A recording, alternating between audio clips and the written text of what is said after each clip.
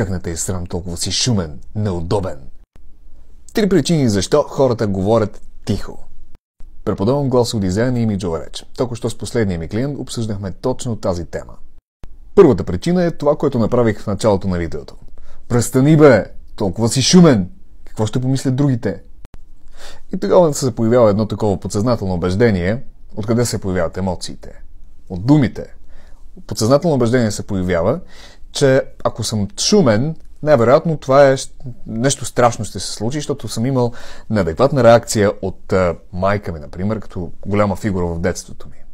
Втората причина, може да сте имали някаква роднина, или може би близък човек, който също е бил голяма фигура за вашата психика, и тогава, когато този човек има също такова неадекватно поведение, почва да вика и вие виждате, че другите хора някакси неадекватно го възприемат.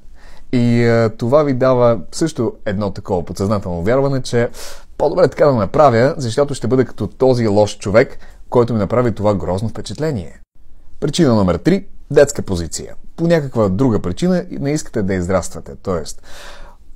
по-ми е комфортно да говоря така тихичко и да се надявам, че никой няма да ми чуе мнението, но всъщност можете логично да разбирате, че е добре да ме чуват и да оценяват това, което говоря. Може би аз да имам някаква ценност и да има ценност за другите в това, което говоря.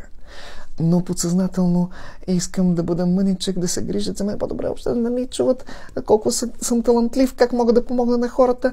И това също е огромен проблем за експертите, които наистина имат нещо да кажат, които имат толкова много ценност вътре в тях, но те не си отварят устата да говорят за това нещо и никой не ги избира, защото просто хората не знаят за тях.